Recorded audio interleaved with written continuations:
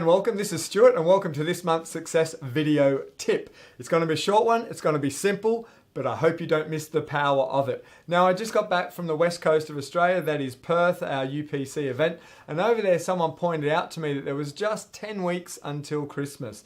And that was a little bit shocking for me to hear and many of my crew members at the time. Just 11 weeks until the end of the year. And that got me reflecting about how we've gone this year. Have we achieved the targets and the goals that we set out to do? And how far are we along in terms of that plan? That also got me to think of a number of things that have happened this year that didn't go to plan.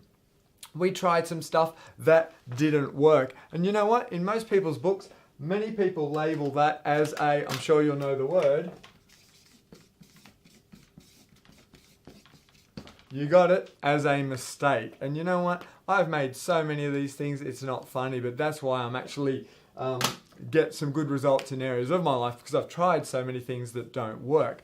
But now I want to start this tip by asking you the question, how many mistakes do you think you make, or the average person makes each year?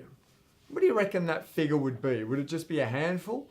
Would it be dozens? Here's some of you going, I make dozens a day. Would it be hundreds? Would it be in the thousands? I'm sure you'd agree there'd be an awful lot of mistakes that we make.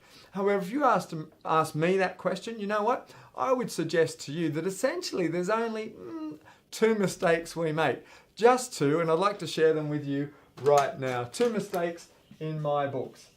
First mistake we make is doing things that take us away from our goals or objectives. Things that maybe harm us or put us behind where we'd want to be. Now, of course, the second general mistake we make is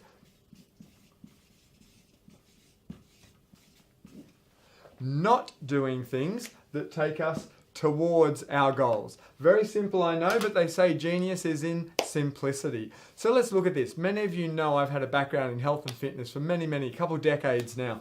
And let's look at this and some of the things I would see at the gym. So look, first up, you've got people that are doing things that take them away. Let's say you have a health and fitness goal, or you want to be your ideal body weight. And sometimes you have people that do things that take you away from that. That might be eating poorly. So let's say someone's eating poorly. Well, we'll give that an X. Now, of course, some people that are in a really tough position are also doing things that take them towards the negative. So they might be doing something detrimental to their health, like a bad habit, maybe smoking or excessive drinking, or something to an excess that's not good. So they're not only doing things that are taking them away from their health, they're not doing things that would take them towards their health.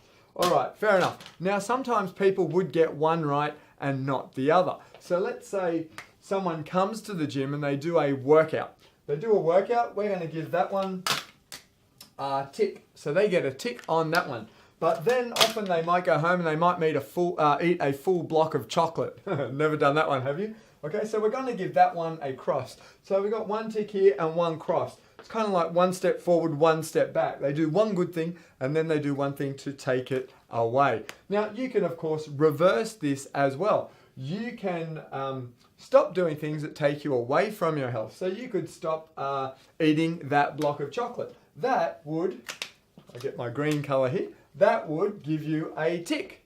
But of course, you could not do or stop doing things that take you towards it. So you could currently be exercising every day before you go to work or something like that. And you might choose to stop doing that, claim you're too busy or something.